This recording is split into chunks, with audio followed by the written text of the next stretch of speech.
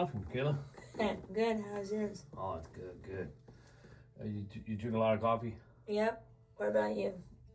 Yeah, I drink too much. I'm always having heartburn. You know what they say about coffee? Mm-hmm. Me and Michaela are here to talk about some stuff with disability, insecurity, having a disability having insecurity, and I just thought it'd be really good for us to share our heart on how we had to overcome our insecurity. I know I talked a little bit about my video, but I feel like it's really important about insecurity and having a disability. So, a little bit for me is like I always had to look in the mirror, and I would always look at myself as an ugly person. And here's me being real to you guys right now. Me looking at myself being like an ugly person. I always thought like with my hearing aid and like 3 or 4 fingers and couldn't make a smile. I always thought no one wanted to ever want to be my friend or ever wanted to go out with me or ever wanted to be with me. And so every time I would look in the mirror, I would always say, oh, I'm ugly. No one's ever gonna want to deal with me. Mm-hmm. And so one day, or not one day, I hear this a lot. And one day I was talking to somebody, I can't remember who, somebody in my family. And they said, have you ever looked in the mirror and say, Jesus, I am beautiful, or I'm handsome? I said, no, never done that. And so when I started doing that, something happened. So I'm gonna have Michaela share her story, and then we'll talk about the good of it. Michaela, have you ever had any struggles or anything with security? Yes. When I had a lot going on with insecurity in school and stuff, because a way long time ago I was overweight and stuff, and between being boy and stuff, I always like think to myself, oh, I'm overweight, no one's gonna like me, and like how you say no girl or gonna like you. Like for me, no guy's gonna like me, and no friends or anyone's gonna like me, and so yeah, I always thought that like what people are really thinking about me. Like sometimes even now, like I always, when people always look at me, I always think, oh, are they thinking something about me, or are they looking at me something weird, or there's something wrong with me? And that's why I always like think like, why people just look at me then and now, and yeah, I have a disability, but I'm just like anybody else, and so people just have to know we're all disability people are just like everybody else. Yeah, I talk a little different. Yeah, I have a little problem. I have to use the rail when I go down the stairs and stuff. I have balance problems, but everything else, I am still same. Yeah, people always ask me, "Oh, you don't have a disability," but I hide my disability really well, and so that's why people think, "Oh, there's nothing wrong with you," but yeah, on the outside and stuff, I look like it and stuff, not look like I have a disability, but that's why people like whenever I listen to myself on like videos or stuff, I can like hear it in my voice that I have a little disability, but yeah, I've been insecure with my body, and even now when I lost all that weight and stuff, yeah, I even now I've been a little insecure. Like, oh, when I look at myself in the mirror, like, oh, am I always weigh myself and I'd be like, oh, do I look good, or am I beautiful, or do I look ugly? When that's why sometimes I don't like getting haircuts, because I like sometimes to hide my face, because I don't like how my face is a little thin and stuff. I don't like how people look at me and stuff, and a lot of people talk about my weight and stuff. I just get really emotional with that, because yeah, I was overweight, and now I lost the weight, and even now and before, people are I just that's yeah, I just don't like people talk about my weight, and just really, I know a lot of people, when they talk about people weight and stuff, they can't take it. But for me, I just get really emotional, because I'm not really, uh, really, uh, new to my new body and stuff. I always feel like, oh, I just want to hide my body and stuff, and people always say, no, you're beautiful and stuff, and I'd be like, oh, yeah, and thank you, and I always say thank you, but I always get like, oh, what really people are really thinking about me. And so yeah. Yeah. I think too, Laura, to go back to what I was saying, it's like, yeah, could I have, I mean, I'm getting a little bit of muscle on my legs. My legs used to be really skinny, like skinny, so where you could like put your, and you know, I was really skinny too back then. And I know I feel like, you know, for Michaela to be bold and share her, you know, that part, you know, it's hard sometimes to share that part, but you know, yeah, Michaela, I've seen a picture, you know, of Michaela when she was bigger, and then to now, it's like you wouldn't see the, you know, you'd be amazed the difference. And but anyway, so I want to share that, and that's why, like, when people look at us and the way we look in the mirror, it's, you know, I've always been told you want to look at yourself the way Jesus looked at you if you're a believer. People will believe that. If you're not, you should still believe that, right?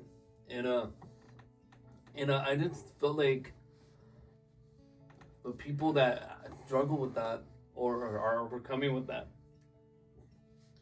gotta always know, like, taking people criticism, or if people are gonna down talk you and say, oh, you know, that's their problem. They're the ones that have a problem with their insecurity. And that's what I would say a lot, you know, because I would like be like, yeah, they're the ones that have the problem, you know, look at them. But see, that's not the way to deal with things. That's not the way to deal with anything, because I just be like, you know what, bless them, love them, and because when people down talk us about the way we look, the way we can't do things, that's crazy, you know. And like my shirt, it says, I may do it differently, but it still get it done.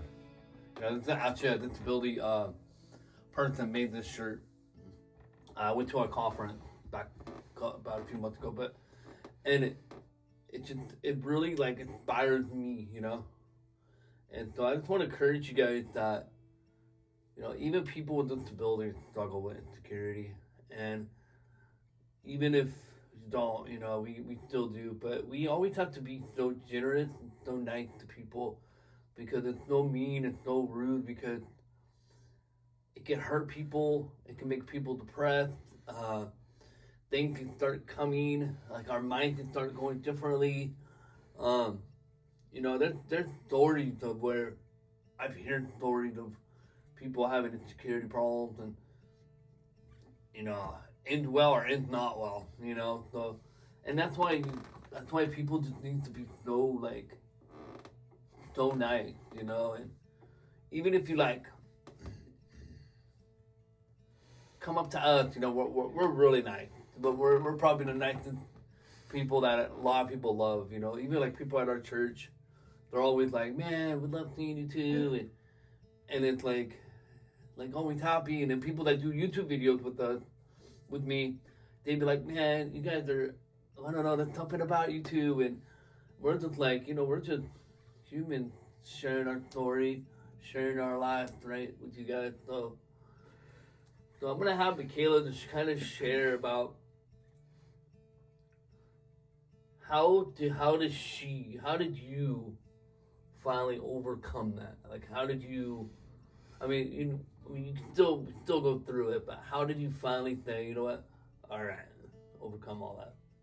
Well, how I overcame it? Well, I really not overcame it.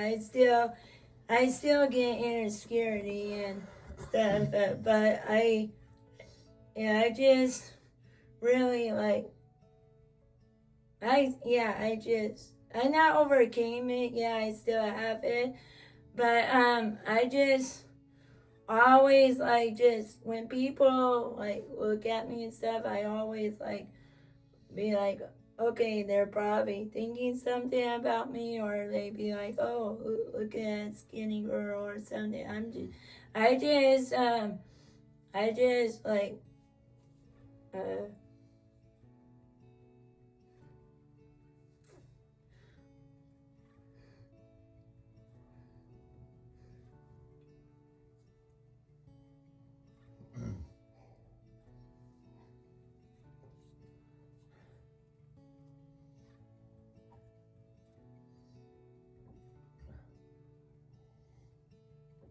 It's hard for people to talk about this, and it's hard for people that have gone through really dark, deep stuff. Um, Knowing Michaela for a long time now, she's gone through a lot of battles, a lot of that, and I've been helping her a lot, and I think that's what she loved about me, is because I care about people and I respect people, and when you struggle in that area, I'm always gonna be here to lift you up. Um, you know, when she's ready, I'll let her finish. But I just feel like I helped a lot of people, and I'm not here to brag about all these people I help, but when I help these people, their life changed, you guys. Their lives are different.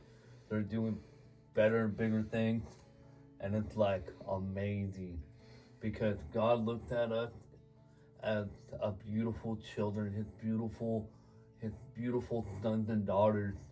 And I know a lot of you don't believe in Jesus and all that, and I totally understand. But you gotta realize if it wasn't for him, me and Michaela would have been sitting here talking to you today. Because he has helped us so much, so much, so much. But I do tell Michaela, you know, how beautiful she is all the time. She always just looked at me and smiled and goes, "You're handsome," and you know, it's just that's what girls and guys want to hear, you know. But you know, it took me a long time to finally hear that, you know.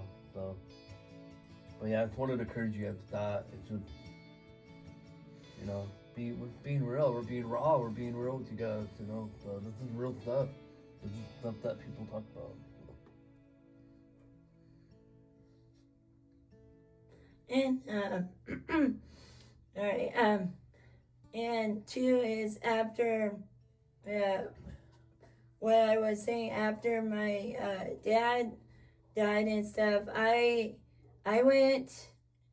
had a lot of grief after, and so I went down like a lot. Like I was like I was so skinny, like I was, if I went any more skinnier, I was gonna die. Like my bones were showing and stuff, and after my went all through the grief and stuff, I didn't want to eat. I didn't wouldn't do anything, and it was hard for me, and it's still hard for me. And but I after like few days after my grief, then I started to eat a little and stuff, and I was like eating a little bit better, but not really.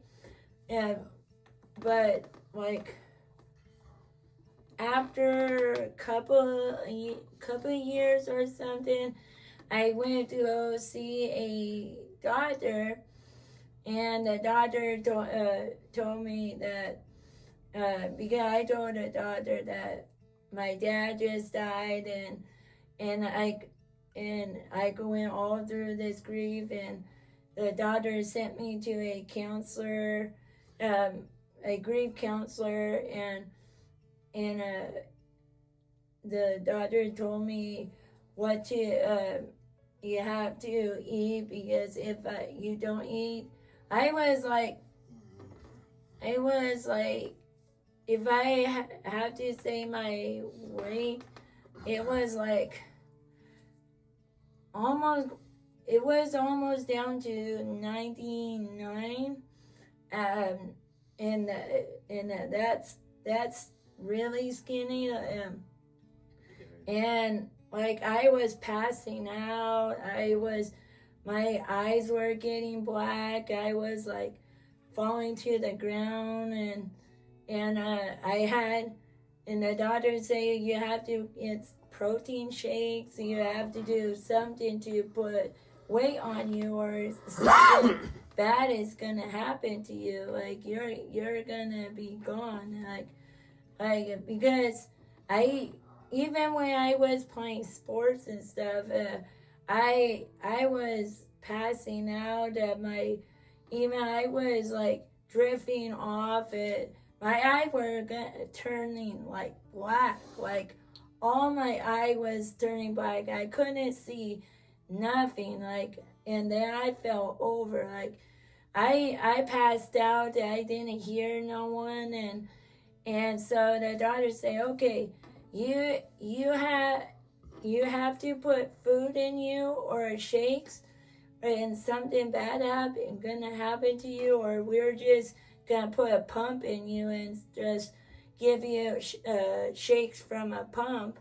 And I'd be like, no, I don't want a pump. And so I saw a grief counselor, like it's a lot. Like if I have to say a number, it's probably be like 15 or 10 days or something. I see a grief counselor, and so I started doing stuff with the grief counselor, making stuff, memories and stuff, and then after I was okay, I didn't need a grief counselor, and so then I started eating and everything, and eating food and stuff, and then after I started eating stuff, then I weighed myself, and then my weight was coming up little by little, and so, and then after a couple more, then I was 130,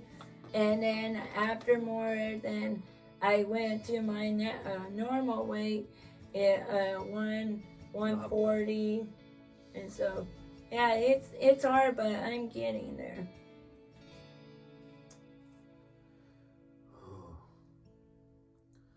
So, we're here to tell you, just know that people go through this. So don't ever feel like you're the only one that's going through this. Or you went through this. Everybody has insecurity. Everybody struggled. Here's the final message I want to say is, always know you're beautiful and handsome inside out. Always know, doesn't matter what you look like. Doesn't matter how you see people. See people the way you want to be seen, the way you want to be treated. Because I'm going to tell you, it can affect people a lot. Till next time, J-Love Like Galen. are out.